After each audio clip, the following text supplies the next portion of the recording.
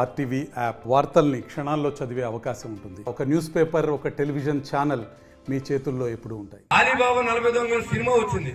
ఆ ఊర్లోని ఎవడైనా ఒక ఊరు వస్తే ఆ ఊళ్ళో ఇంకేం మిగలవు, తిని కంచాల్లో కూడా పట్టుకుపోయేవాడు. అలాగే ఈ వైసీపీ పాలన వచ్చిన తర్వాత ఇక్కడ ఒక ఎమ్మెల్యే ఎవరైతే ఎక్కువ అవినీతి చేస్తారో వాళ్ళ మంత్రి పదవి వస్తారు. ఈ పదవులు కొట్టు సత్యనారాయణ అవినీతి కూడా తెలిసి ఆయన తీసుకెళ్లి ఉప ముఖ్యమంత్రి చేశాడు. కానీ ఆయన కనీసం ఒక గోతులో కూడా మట్టి లేని అసముద్రుడు. పైగా ఇక్కడికి వచ్చి హుకుం జారీ చేస్తాడు. ఎవడరా రౌడీ అని అడుగుతా ఉన్నా. నువ్వే పెద్ద రౌడీవు, నీకు తెలియదు. రాజకీయ రౌడీ. ఎవరైనా మాట్లాడితే పోలీస్ స్టేషన్ తీసుకెళ్లి కొట్టించి రౌడీ, ఎవడన్నా మాట్లాడితే కార్డు తీసేసిన రౌడీ, ఎవడన్నా మాట్లాడితే ఆడి ఇల్లు బ్రాండ్ చేసిన రౌడీ, స్థలం కేసు చేసే రౌడీ. ఎవడన్నా రౌడీ అంటావు నువ్వు. నువ్వే పెద్ద రౌడీ. రౌడీ గురించి నువ్వు మాట్లాడతావు. మా జీవితంలో, మా కెరీర్ లో మేము సంపాదించిన డబ్బు లెక్క ఉంది. ఇన్కమ్ ట్యాక్స్ కట్టి మేము బతుకుతున్నాం. నువ్వు ఎన్ని లక్షల ఇన్కమ్ ట్యాక్స్ కట్టి చెప్పు. నువ్వు నీ ఆదాయం నేను చెప్తాను.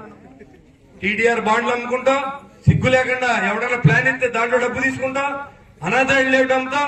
సరే, నేను కాదు, ఈ రాజకీయాల్లోకి వచ్చిన తర్వాత నేను నా సర్వం కోల్పోయాను.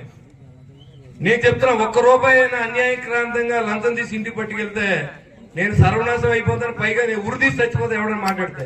నీకు దమ్ముంటే ఇక్కడికి వచ్చి మాట్లాడి, ఏ వేదిక మీద మాట్లాడితే నువ్వు మాట్లాడతావు. నువ్వు జీపీఎస్ స్లోగన్ అంట. ఈ స్లోగన్ ని మడత పెట్టి ఎక్కడ పెట్టుకో. కాబట్టి రేపు నుంచి దొంగల ఊళ్ళోకి వస్తారు.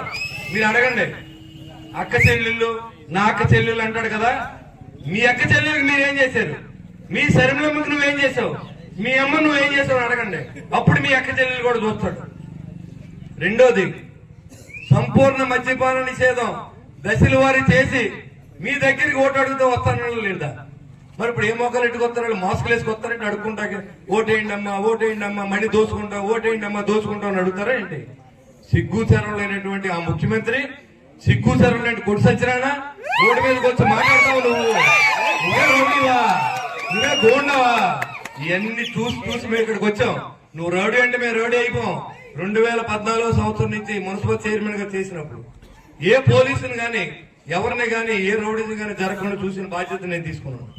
ముళ్ళపూడి బాబురాజు గారు ఇక్కడ చేశారు. ఎక్కడ రౌడీని చేశారు ఒకసారి చెప్పమని అడుగుతా ఉన్నా.